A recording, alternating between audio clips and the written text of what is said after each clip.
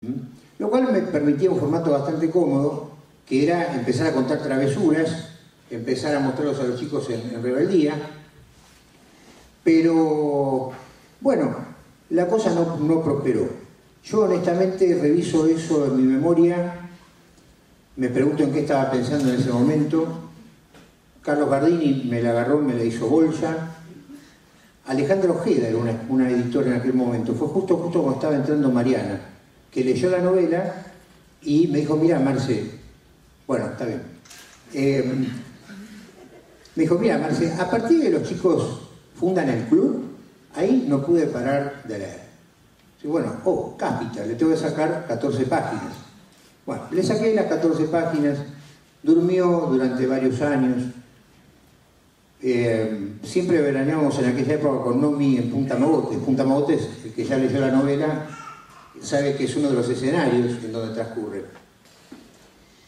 Y mirando el mar decíamos con ella: tengo que sentarme y trabajar ese material. No me puedo quedar así. Había cosas que no había aprovechado. Bueno, me senté con el material. Se me ocurrió ponerle a los personajes en una situación de riesgo.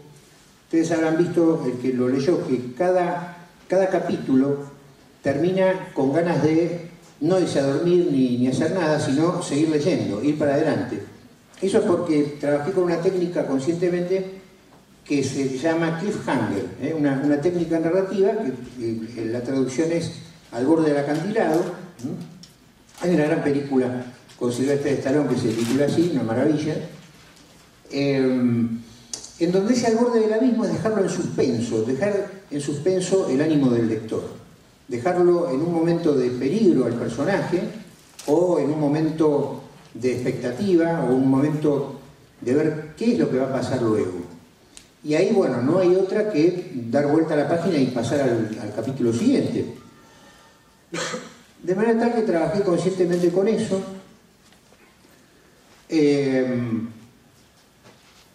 Me acuerdo que en uno de esos cliffhanger había quedado Palmira, una de las malas de la película, había quedado apuntando con un cuchillo a los buenos, a los protagonistas. Y le dijo, me acuerdo que decía, y lo van a ver también en la novela: ¿quién quiere ser el primero? Y ahí se cortaba el capítulo y había que pasar a vuelta de página. Lo que a ustedes les va a llevar solamente una vuelta de página, me llevó 3 años. El momento en que Palmira dijo, apuntando con su cuchillo brillando al sol en la plaza de estacionamiento de un balneario en Punta Mogotes: ¿quién quiere ser el primero? Bueno, eso a mí, tratar de descubrirlo, quién es el primero, me llevó nada menos que 3 años de trabajo. Me senté después de esos 3 años y allá por el 2008 más o menos tuve la gracia de estar haciendo zapping en un momento. A veces Dios tiene esas humoradas. Veo unos chicos que están entrando en un tren fantasma, que se hacen bromas, y dije: estos son iguales a los gemelos de mi novela. ¿Y por qué no podrían entrar en un tren fantasma? Ahora, ¿por qué entrar en un tren fantasma? ¿Y qué los espera en el tren fantasma? Bueno, lo que los espera es el horror sin nombre, así nomás. Stephen King, en su ensayo, que lo tengo por acá, una maravilla, Danza Macabra, es un ensayo sobre el género que tanto me apasiona. Danza Macabra cubre historieta, cine, literatura, del año 1950 hasta 1980, que es la fecha en la que King escribe el libro. Acá llegó recién, digo en castellano, el ámbito hispano-leyente, llegó en el 2006. Pero es una maravilla, un libro que yo creo que es uno de los mejores libros que he leído en mi vida. Si lo hubiera conocido antes me hubiera ahorrado un montón de cosas.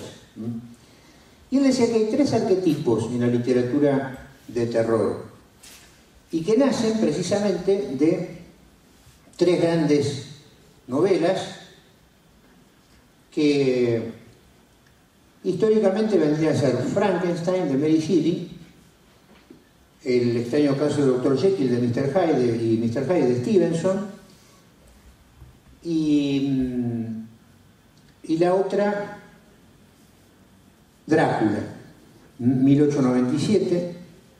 De cada una de estas novelas nace un arquetipo fundante para el género de terror y que cualquier obra de terror está contemplada dentro de eso.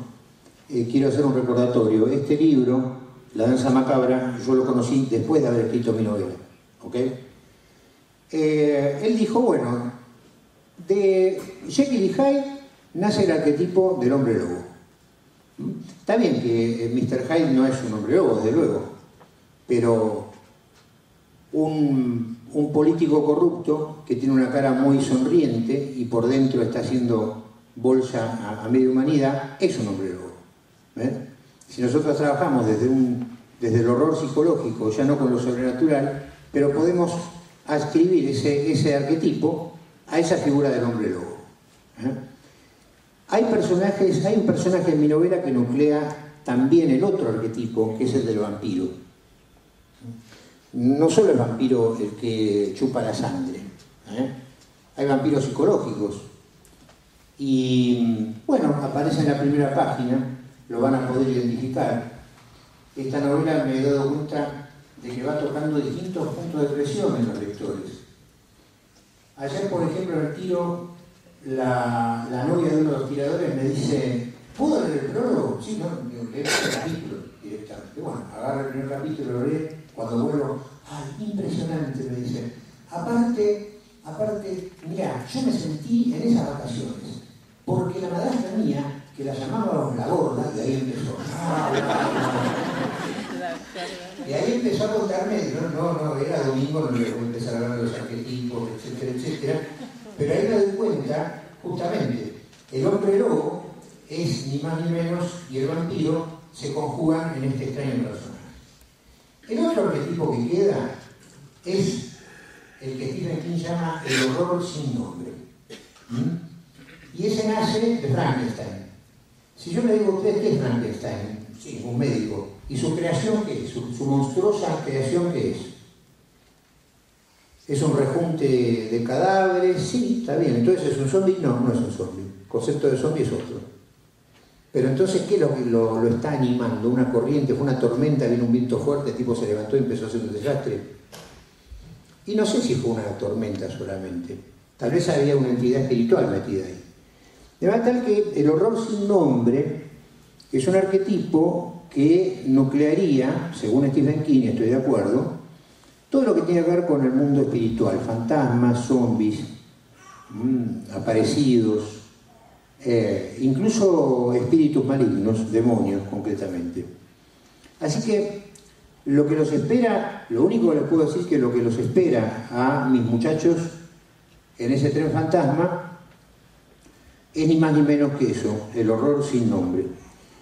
A propósito, hay una puerta, varias puertas por las cuales los personajes tienen que pasar hasta llegar a ese horror sin nombre. Ustedes me dirán por qué tienen que llegar allí. Bueno, eso lo van a averiguar en la novela. Yo mientras tanto les voy a leer algo que con mi coautora de una novela futura, Diana Vizcayar, que anda por allá. Ahí está, bien. Vamos a poner como epígrafe de nuestra novela en conjunto. Puede visitar cualquier parte del castillo que se le antoje, le dice Drácula a Jonathan Harker, excepto allí donde las puertas estén cerradas, donde por supuesto no deseará ir. Pero Harker no tarda en hacerlo. Tal y como nos pasa a todos. Quizá vamos a la puerta o ventana prohibida voluntariamente, porque entendemos que antes o después llegará un momento en el que tendremos que ir a ellas, queramos o no, y no solo para mirar, sino para atravesarlas, para siempre. Otro elemento que se trabaja justamente es el de las puertas, dentro de Victoria entre las sombras. Y esto se articula con el epígrafe del libro, que es una directa alusión que hace Peter Jackson en su maravillosa película King Kong del año 2005. Es un diálogo entre el grumetillo y el negro que maneja el barco. Dice así: ¿por qué Marlowe sigue yendo río arriba? ¿Por qué no regresa? Hay una parte de él que quiere regresar, Jimmy, una parte muy profunda que le advierte del peligro, pero también hay en él algo que lo llama a saber, algo que lo llama a vencer aquello a lo que le tiene miedo. King Kong, Peter Jackson, 2005.